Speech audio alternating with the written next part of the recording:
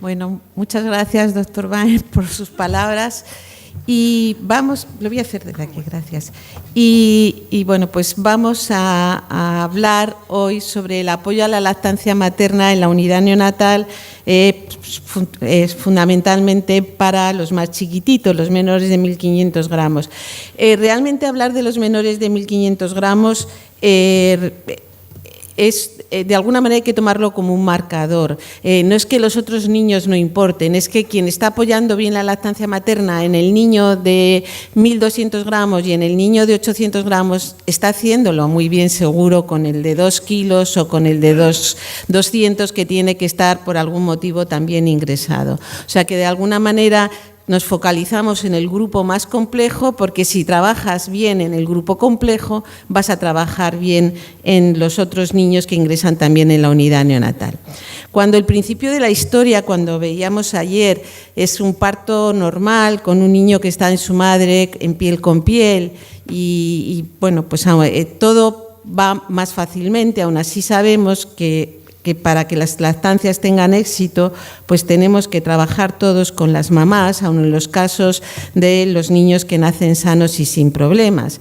Y aunque nazcan por cesárea, pues tampoco es un problema si les damos la oportunidad de estar en piel con su madre y próxima a su padre. Pero, ¿qué pasa cuando este no es el principio de la historia? ¿Qué ocurre cuando el niño es tan pequeño o está tan grave que tiene que ingresar en la unidad neonatal y la madre a lo mejor lo único que ha podido hacer es que hemos pasado al quirófano a enseñarlo en la incubadora de transporte para que antes de llevárnoslo lo vea unos minutos? Pues evidentemente esto pone todo bastante más complejo y bastante más difícil, y los que vamos a poder volver a aproximar a esa madre y a ese niño, intentando que la situación se parezca lo más posible a la que tendría que haber sido y no ha podido ser, pues somos todos nosotros, todos los que estamos sentados en esta sala. No hay ninguna duda que la leche materna es esencial para el recién nacido prematuro y para el recién nacido enfermo, y no vamos a hablar de ello porque todos los que estamos aquí lo sabemos.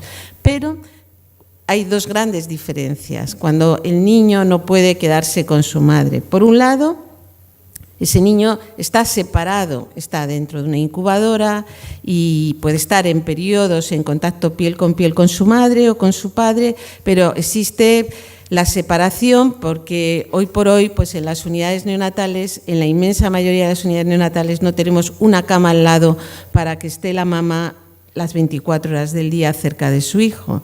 Y el otro problema, la otra gran diferencia es que el niño no es capaz de succionar y entonces pues hay que mantener y apoyar esa lactancia para que las madres, extrayéndose la leche, sean capaces de mantenerla hasta el momento en el que el niño pueda succionar. Entonces nos vamos a centrar en estos dos aspectos. Con respecto a la separación, hace pues ya bastantes años, muchos quizás, más de 15 años seguro, hicimos un estudio cualitativo en la unidad. Nosotros nos sentíamos muy orgullosos en nuestra unidad en aquel momento de cómo estábamos trabajando con las mamás, con la lactancia materna. Y bueno, pues hicimos un estudio pues recogiendo sus impresiones a través de entrevistas individuales, entrevistas en grupo. Y nos quedamos totalmente sorprendidos de lo que nos dijeron estas madres.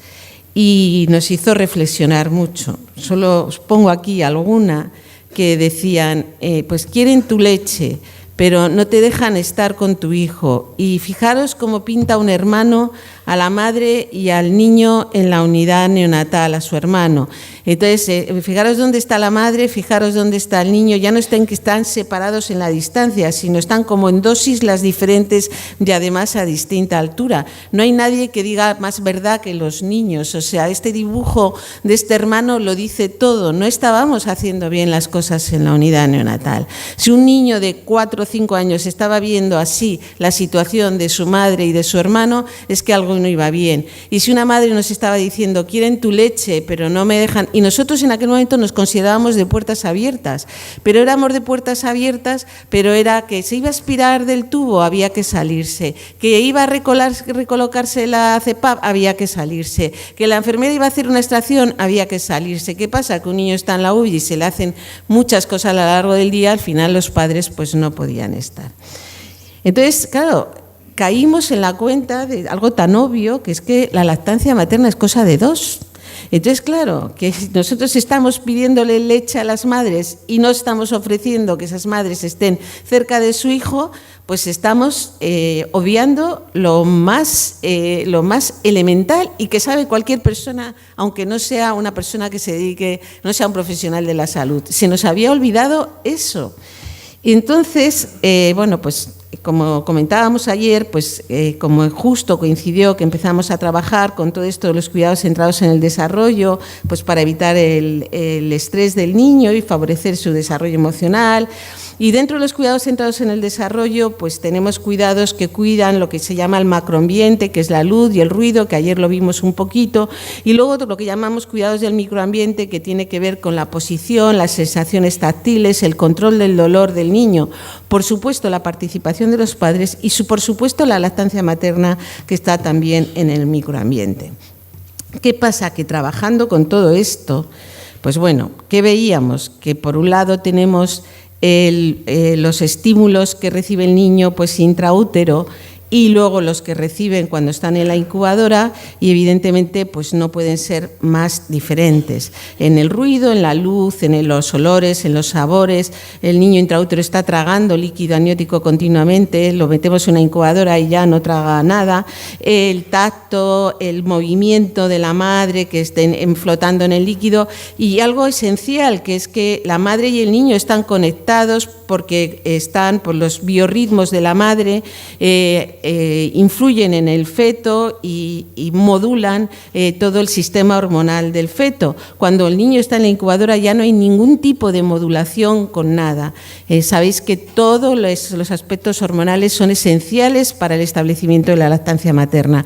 En cuanto el niño lo separamos de su madre y no tiene contacto físico con su madre, pues todo esto se bloquea. Claro, en todo esto tenemos el piel con piel, tenemos el cuidado canguro. El cuidado canguro, pues, de alguna es la mejor manera que tenemos hoy en día. Sabéis que los americanos están desarrollando el biobag, que es una especie de útero artificial para meter los prematuros, que hasta tiene un ambiente líquido y que la FDA ya lo ha aprobado para poder hacer experimentación, pero bueno, yo creo que vamos a tardar unos años en verlos en la unidad, los biobag. Hasta que veamos esto, pues el canguro es lo que nos devuelve, digamos, al niño a una posición más próxima a la que tenía dentro de su madre. Evidentemente, va a oír el ruido de la madre, va a oír el latido cardíaco, va a oler la piel de la madre, va a oler la leche de la madre, aunque no se esté amamantando, si esa mamá se está extrayendo leche. Pero luego también el hecho de estar conectados, porque el cuidado canguro surgió de alguna manera casual, pero realmente las paredes anterior del tórax está muy inervada por el vago y entonces el sistema vagal, y entonces el contacto, por eso tienen que estar desnudos, madre y niño, tiene que ser contacto piel con piel, porque esto produce y desencadena una serie de cambios hormonales en la madre y en el niño que de alguna manera vuelven a sintonizarse otra vez. O sea, ya esta rotura de los ritmos que había surgido tras el parto y tras la separación, en el contacto piel con piel vuelve a haber una sintonía otra vez de los cambios hormonales que se producen en la madre y en el niño.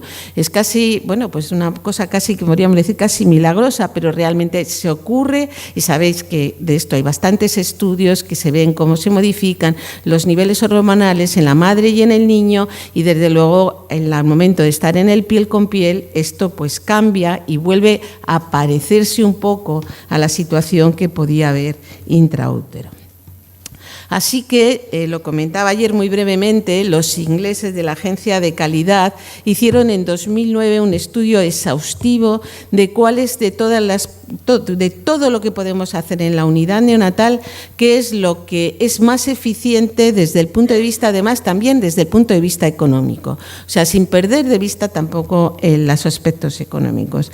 Revisaron cantidad de intervenciones y de las que había, bueno, de las que revisaron, digamos, y terminaron incluyendo en el estudio, tenían que haber ensayos clínicos para poder, las conclusiones, pues que realmente tuvieran cierta fuerza y basadas en la evidencia. El canguro era de las que más ensayos clínicos tenía del total de ensayos clínicos que se incluyeron, y el canguro, pues tanto en la duración de la lactancia antes del alta como tras el alta, pues mostraba efectos positivos en ambos aspectos.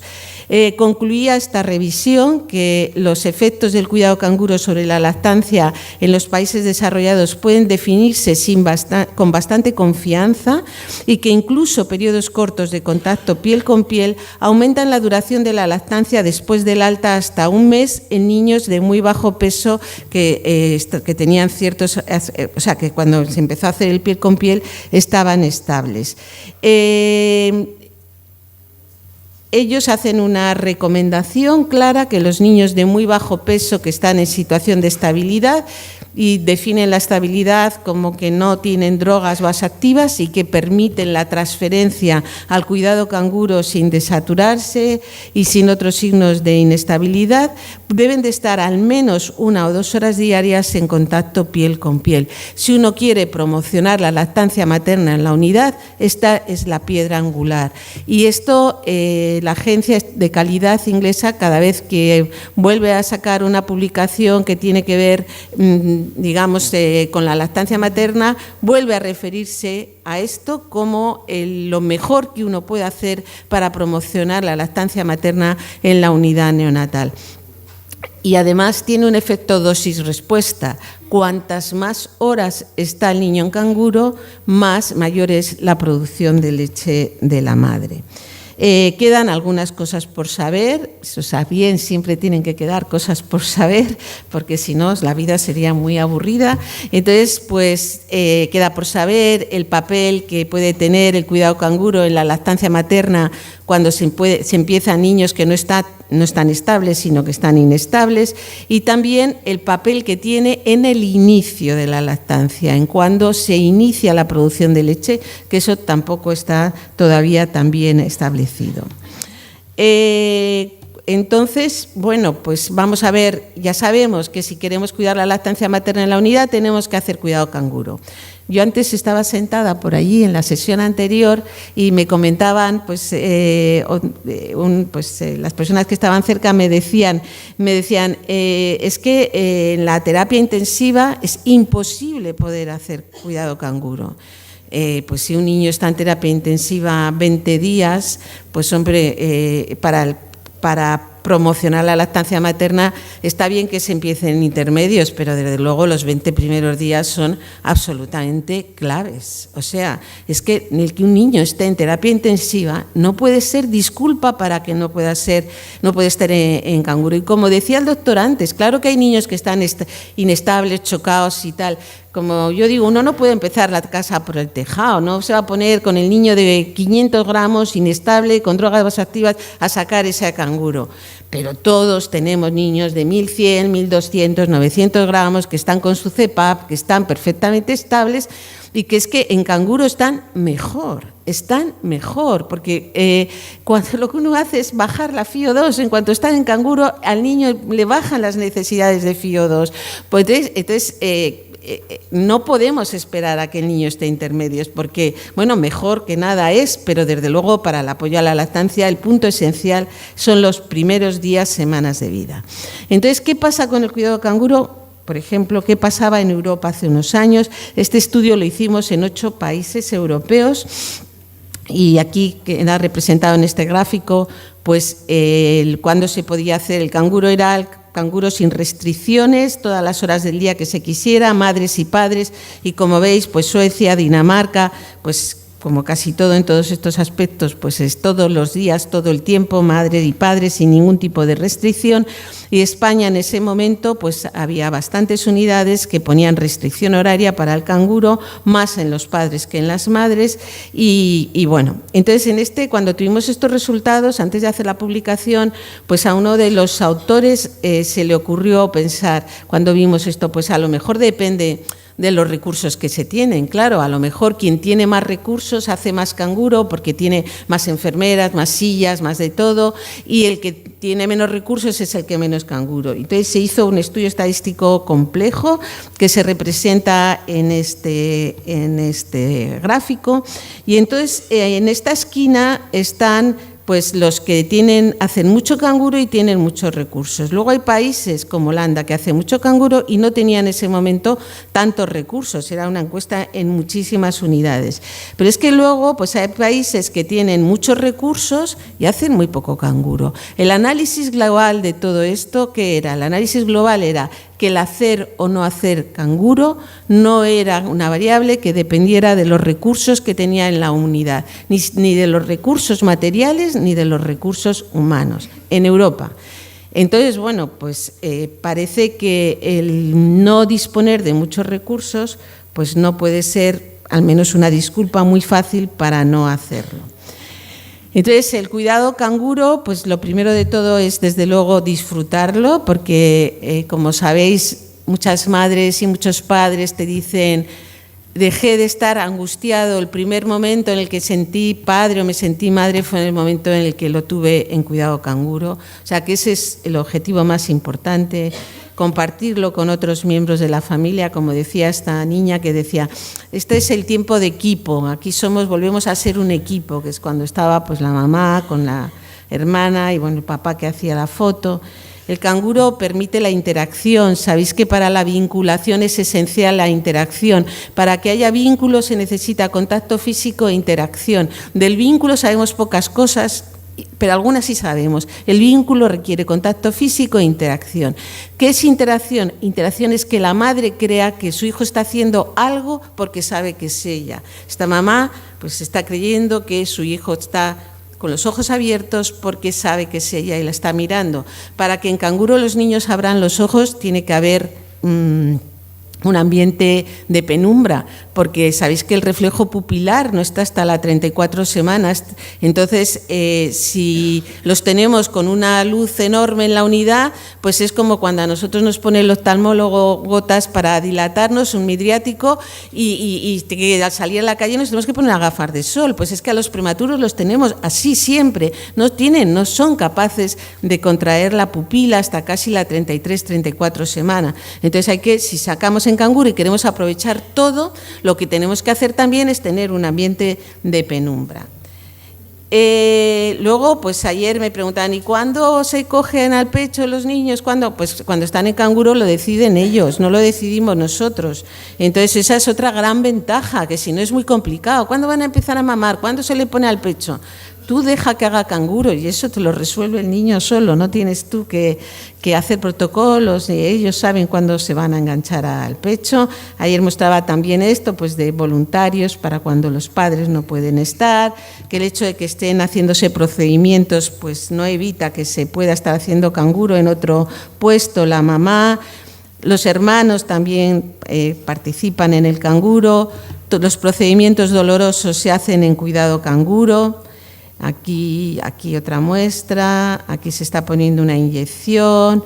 También mostraba ayer cómo las ecografías se hacen en canguro, el fondo de ojo se hace en canguro.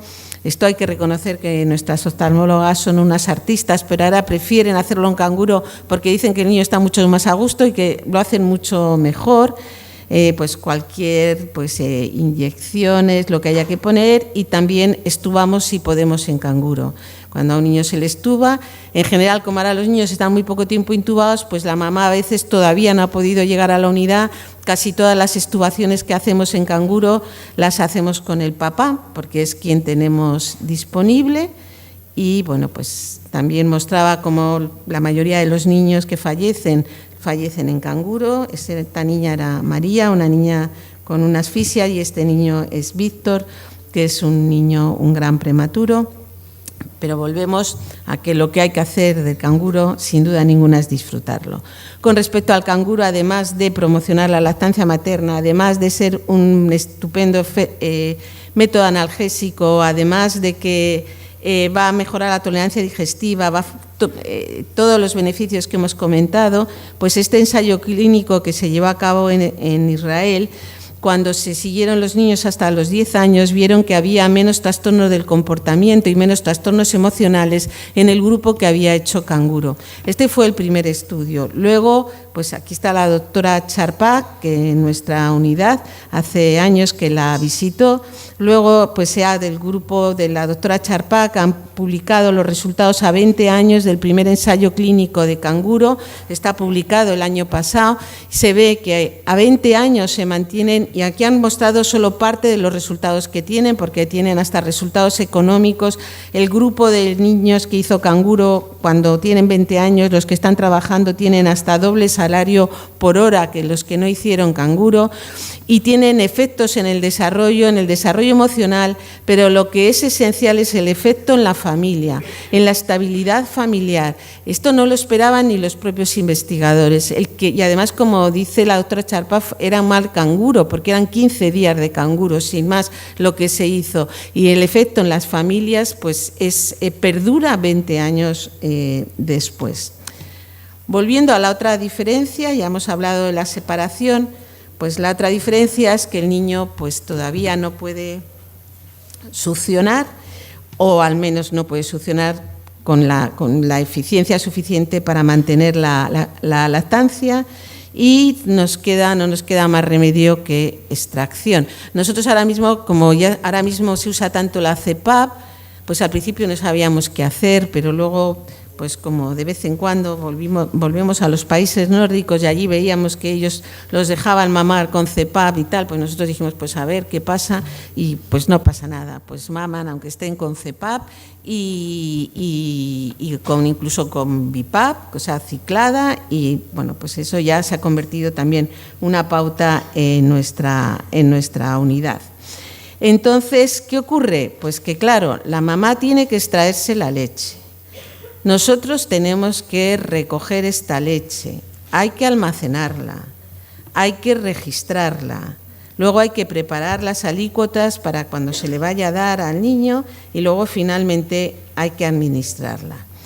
Todo esto con cualquier alimento estaría absolutamente regulado, y resulta que hasta hace muy poco no había casi ninguna guía para hacer nada de ninguno de estos procesos.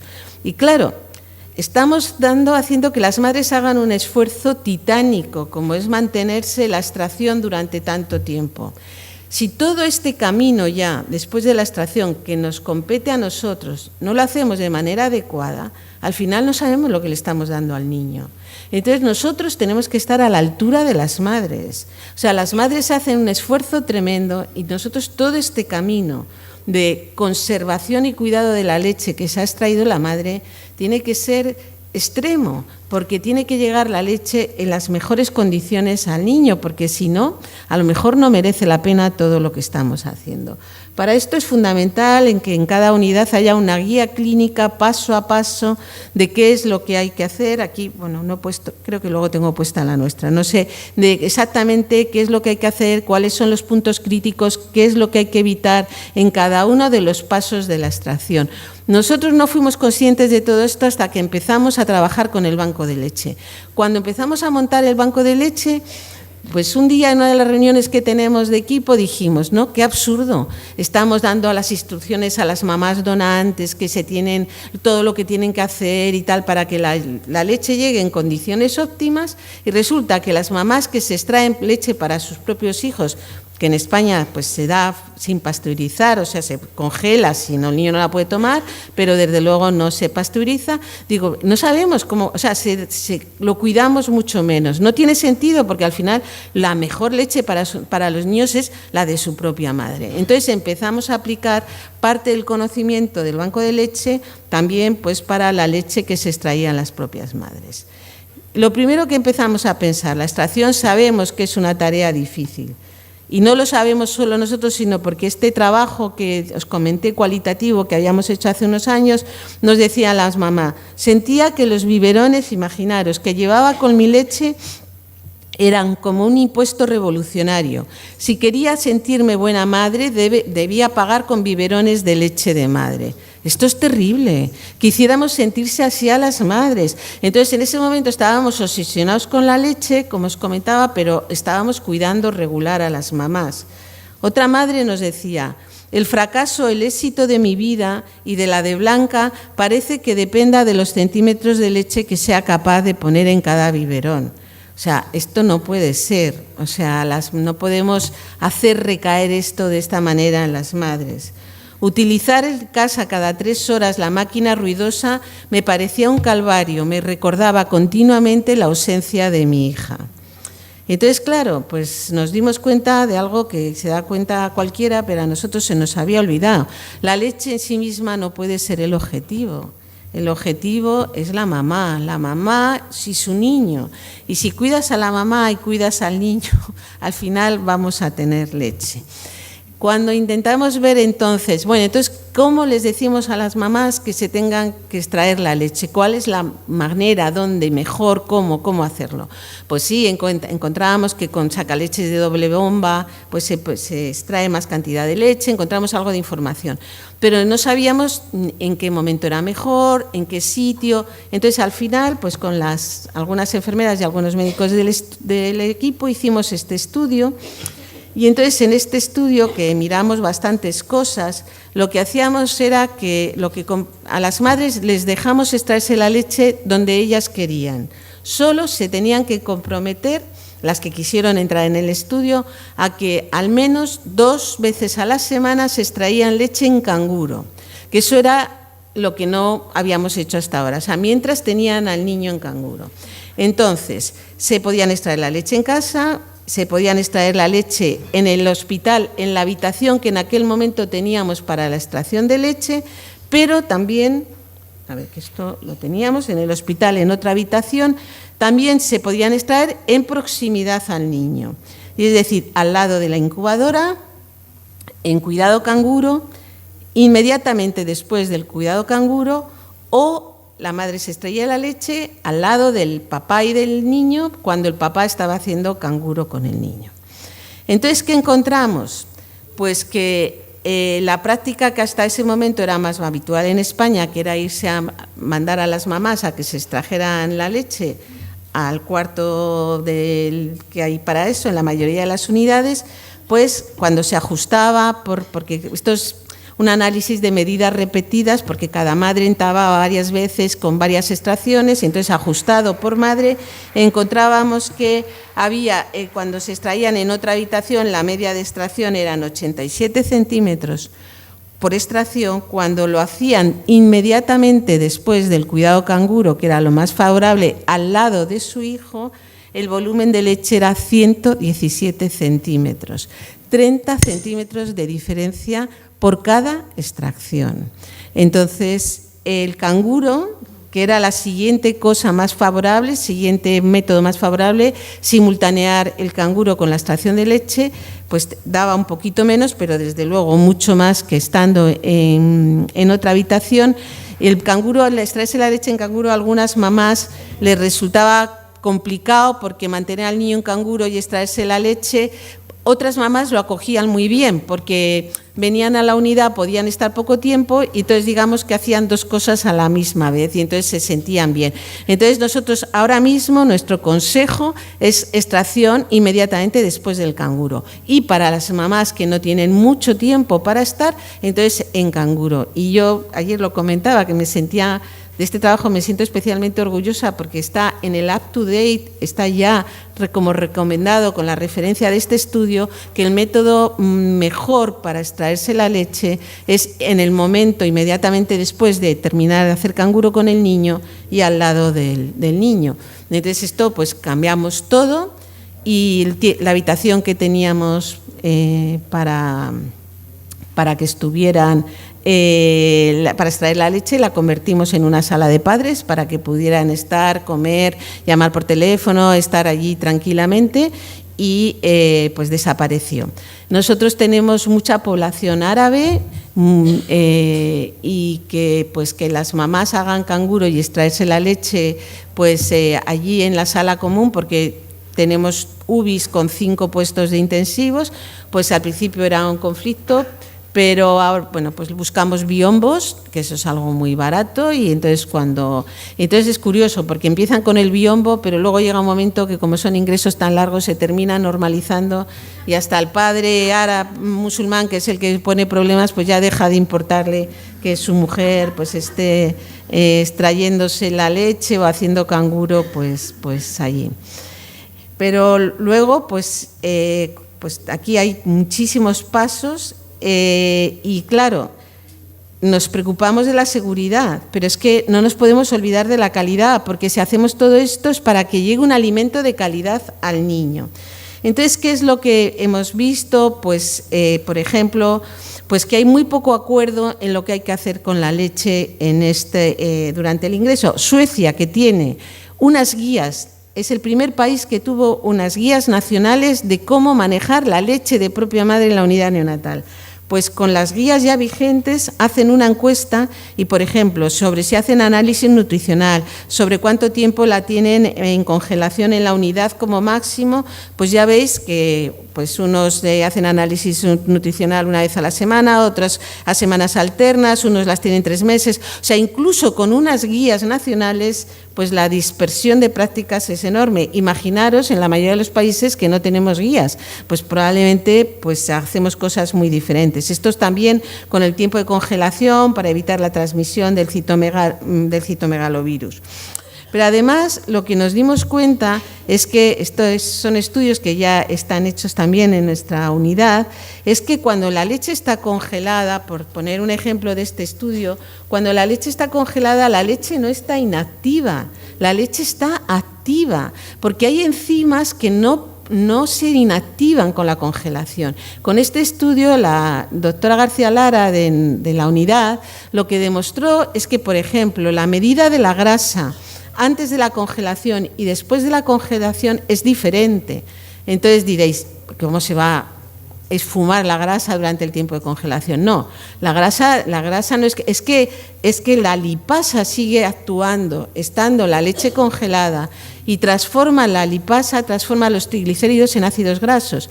Los métodos que tenemos de detección de la grasa luego no identifican el ácido graso como grasa, con lo cual mide diferente, aunque de alguna manera está esa grasa de otra manera. Pero si tenemos más ácidos grasos, esa leche se ha acidificado. Si se ha acidificado, esa leche va a dificultar la absorción de calcio y fósforo. Entonces, fijaros, pero es que el mensaje más importante de todo esto es que la leche congelada no es inerte. La leche las enzimas siguen activas, y si además pues tenemos, por ejemplo, pues hay bacterias, las bacterias están transformando continuamente la lactosa en ácido láctico, y están también, y hay bacterias que actúan, muchísimas actúan estando refrigerada, pero hay incluso algunas que actúan siguen en congelación. Entonces, por eso tenemos que tener un cuidado extremo, porque es que la leche se está modificando todo el tiempo. No va a ser la misma leche la que ojalá pudiéramos extraer al lado del niño la leche e inmediatamente dárselo al niño. Eso sería lo perfecto. Sabemos que pues los niños a veces no pueden comer, la madre se saca más volumen de lo que puede el niño y no puede ser. Luego ayer también comentaba una compañera este estudio, que también lo hizo la doctora García Lara, en el que vemos lo que pasa con la administración, y cada vez que si uno está en una unidad neonatal, pues muchas veces esto es lo que queda en la jeringa después de la administración. O sea, hemos cuidado esa leche, esa madre se ha extraído y prácticamente todas las calorías están aquí, porque esto ya no es que sea grasa, esto es crema, Entonces, ¿qué tenemos que hacer? Tenemos que cuidar todo el proceso de administración para que la leche llegue en buenas condiciones al niño. Entonces, las necesidades de extracción de leche, o sea, esta es la guía nuestra, este es el esquema de la guía nuestra, de todos los pasos de la guía para la leche de propia madre que tenemos que ir haciendo. Porque, como decimos, pues la calidad importa, todos los pasos cuentan, y esto es muy importante. Entonces, ¿todo esto importa? Pues claro que importa. ¿Importa lo que hacemos en la unidad? Pues fijaros, este estudio hecho en California se ve como cuanto más pequeño es el niño, que en definitiva es más vulnerable, pues resulta que al final la tasa de lactancia maternal alta es menor, cuando deberíamos de intentar conseguir que fuera lo opuesto. Pero bueno, esto puede tener un sentido, pero ¿y esto? Que es el estudio, este mismo estudio en California, que lo de abajo son unidades, hay unidades en las que casi el 100% se van con lactancia materna, los menores de 1.500 gramos, y hay unidades que se van casi el 0% con lactancia, bueno, el 10% con lactancia materna. Esto ya no está justificado, esto son las prácticas de los equipos y entonces esto hay que modificarlo. Y esto pues es un estudio similar en distintas regiones de Europa, cómo se ve cómo pues, dependiendo del sitio, pues la tasa de lactancia maternal alta pues es muy diferente. Y esto nos tiene que preocupar, pues nos tiene que preocupar muchísimo. Y por poner solo un ejemplo, este estudio que a mí me gusta especialmente, de 2 cohortes seguidas ya hasta los 30 años de edad, una nacida en el 58, otra en el 70. Y entonces se ve que los niños amamantados en ambas cohortes tenían una mayor posibilidad de progreso social. Aquí ya no estamos mirando una variable biológica, que todas son muy importantes, pero aquí estamos en algo que es todavía más importante, que es el progreso social. Los niños amamantados, tanto los adultos que fueron amamantados, progresaban socialmente, tanto en la cohorte del 58 como en la del 70. Y como veis, las mujeres, pues en la cohorte del 58, desde luego, al ser mujer era un factor que no favorecía el progreso social, y eso en la cohorte del 70 pues ya no sale estadísticamente significativo. Probablemente pues todavía no sea igual, pero ya no sale estadísticamente significativo. Y aquí que, bueno, pues esto se ve muy pequeñito, pero se ve que, claro, tanto en las 2 cohortes el cociente intelectual de los amamantados es mayor que el de los no amamantados, pero es una diferencia pequeña y podemos decir, pero ¿y tanto importan 2 o 3 puntos? Esto está ajustado por todos los factores que podáis imaginar y importa tanto el cociente intelectual. Pues 2 o 3 puntos de cociente intelectual mantenido por generaciones, esto cambia totalmente la vida de una familia. Entonces, claro que es muy importante. Esto, bueno, es lo mismo. Entonces, bueno, pues tenemos que pensar que todo esto está en nuestras manos. Esta es una hermana haciendo canguro, que se sentía muy orgullosa de hacer canguro algún rato los fines de semana con su hermano. Y bueno, pues para llevarnos, pues que si queremos lactancia materna necesitamos unidades neonatales de puertas abiertas de verdad, es decir, que los padres no estén entrando y saliendo, que el mejor apoyo a la lactancia materna que se puede dar en una unidad neonatal es el método canguro, que se recomienda realizar la extracción de leche preferentemente después de realizar canguro o durante el canguro y no mandar a las madres a diferente habitación. Yo sé que se habla de riesgos de infección y tal, todas estas cosas no están demostradas para nada. O sea, yo creo que los neonatólogos cuando no sabemos qué decir decimos, ay no, es que hay riesgo de infección, cuando el riesgo de infección somos nosotros con nuestras manos, las de los profesionales. Ese es el riesgo de infección. A veces te dicen que es riesgo de infección y quien te lo dice lleva un anillo y una pulsera puesto dentro de la unidad neonatal. Entonces ese es el verdadero riesgo. Que la leche extraída sufre un proceso complejo y que actualmente no está bien controlado y que tenemos que saber que cada paso que damos con esa leche cuenta en la calidad de la leche. Que no solo importa la seguridad de la leche, nos tiene que preocupar su calidad y para eso se requiere que el procesamiento sea exquisito. El paso de la sonda a pecho es complejo y esto aún está poco estudiado desde el punto de vista práctico, que las prácticas de apoyo en la unidad se relacionan con las tasas de lactancia materna que se consiguen. Hay grandes diferencias y entonces tenemos que fijarnos en los que consiguen resultados muy buenos y que el servicio que ha comentado el doctor antes de Tucumán pues tenemos que mirar cómo lo hacen ellos, que la prematuridad es más frecuente en situaciones de pobreza y la lactancia materna no nos podemos olvidar que favorece el progreso social. Yo no sé aquí, bueno, sí sé un poco porque ya os he oído en los 2 días que llevo aquí en Argentina. En España estamos totalmente desencantados de nuestra clase política y supongo que aquí es bastante parecido. al final no podemos, yo creo que es que no podemos esperar que los políticos cambien el mundo. Ese es nuestro error. O sea, yo creo que nosotros, y en eso es un privilegio los neonatólogos y todos los profesionales que trabajamos cerca de las madres y de los niños, porque podemos actuar al principio de la vida. Y si actuamos favoreciendo el vínculo, promocionando la lactancia materna, estamos consiguiendo un mundo mejor. Estamos consiguiendo un mundo mejor. Y de eso no le podemos echar la culpa a los políticos. Eso somos nosotros. Nosotros somos los que estamos al principio de la vida. Y entonces yo creo que, bueno, a lo mejor la población puede perder la esperanza en sus políticos, pero yo creo que los profesionales de la salud no podemos también decepcionarles y tenemos que estar a la altura de lo que merecen. Esta mamá decía que la única alegría es tocarla, verla y después cogerla, besarla. Cuando salgo no me lavo las manos para poder olerlas. O sea, esto es algo pues como un instinto animal, pero es que somos mamíferos. Y realmente pues tendría que haber una cama al lado de cada incubadora.